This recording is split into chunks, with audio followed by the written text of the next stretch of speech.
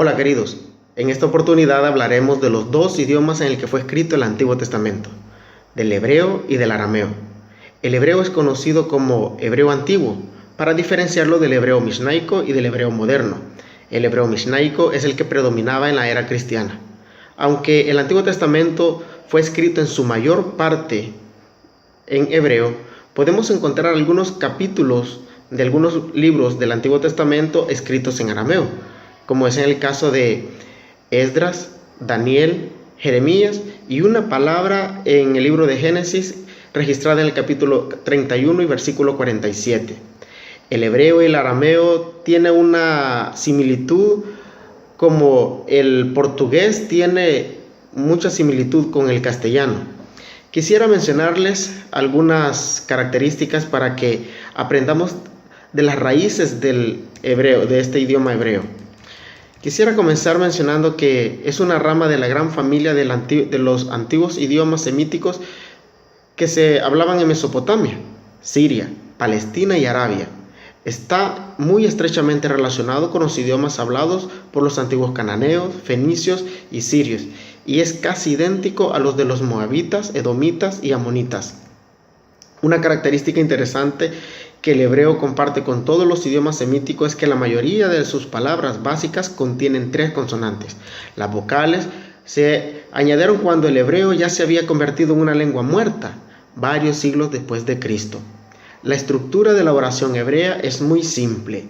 Generalmente las oraciones son cortas y están relacionadas entre ellas por una conjugación ye, que pueden traducirse como así, pero, aún, entonces.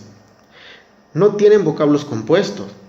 Con excepción de los nombres propios y una palabra como terrateniente, solo se puede expresar por la forma genitiva tenedor de tierra. Es pobre en adjetivos y casi no tiene adverbios, lo cual era un inconveniente para los escritores antiguos cuando expresaban pensamientos abstractos. Hay algunas diferencias lingüísticas. Se pueden observar leves diferencias dialécticas entre los diversos escritores de la Biblia. La existencia de tales diferencias entre las tribus de Israel era bien conocida en los tiempos bíblicos. Esto se sabe por el relato de los efraimitas, que no podían articular el sonido consonántico she. Por eso pronunciaban Chilobet como Silobet. La poesía hebrea difiere de la prosa por su uso de un vocablo poético y de paralelismo. Puesto que el hebreo antiguo ha sido una lengua muerta por muchos siglos, pocas personas lo aprenden como para que puedan usarlos tan fluidamente como un idioma moderno. Sin embargo, los que se empeñan en dominar completamente el hebreo antiguo descubren una sorprendente belleza. Hablemos de la influencia de la Reforma en el idioma hebreo. Los cristianos durante muchos siglos no tuvieron interés en el Antiguo Testamento en hebreo. Solo 2 padres de la Iglesia, Orígenes y Jerónimo, se empeñaron en aprender hebreo. Desde la era apostólica hasta la Reforma protestante, los eruditos judíos fueron casi los únicos guardianes del idioma arcaico en que se escribió el Antiguo Testamento. Siendo los reformadores vehementes estudiosos de la palabra de Dios, impulsaron nuevas traducciones de la Biblia. Sin embargo, insistían en que cada traducción debía basarse en los idiomas originales y no en una traducción previa, ya fuera del griego o del latín. En esta oportunidad, entonces, nos corresponde hablar también del arameo. Mencionando el origen del arameo, podemos decir que Mesopotamia fue el hogar original del arameo. Los caldeos vivían en el sur de Babilonia, en la comarca de Ur. Otros moraban en la alta Mesopotamia, entre el río Quebar y el gran codo del Éufrates, con Harán como su centro. El hecho de que los patriarcas Abraham, Isaac y Jacob estuvieran relacionados con Harán probablemente explica la declaración hecha por Moisés de que Jacob era arameo. El arameo se convirtió en una lengua común, el idioma internacional del mundo civilizado, y llegó a ser el idioma oficial del imperio neobabilónico y luego del imperio persa. Esta fue la razón por la que algunas partes de la Biblia se escribieron en arameo.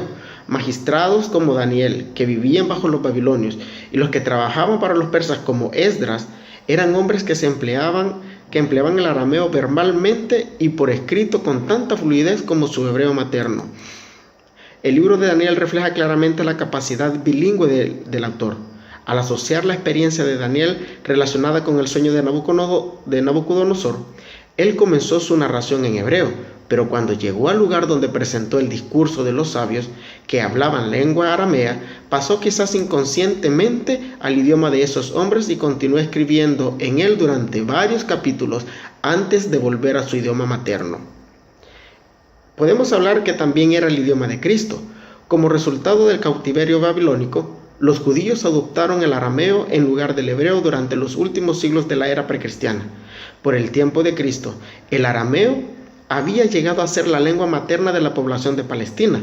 Una cantidad de expresiones arameas en el Nuevo Testamento muestran claramente que ese era el idioma de Jesús. Por ejemplo, Talita Kumi, Efata, Eloí, Eloí, lama sabactani, son algunas de las expresiones de Cristo.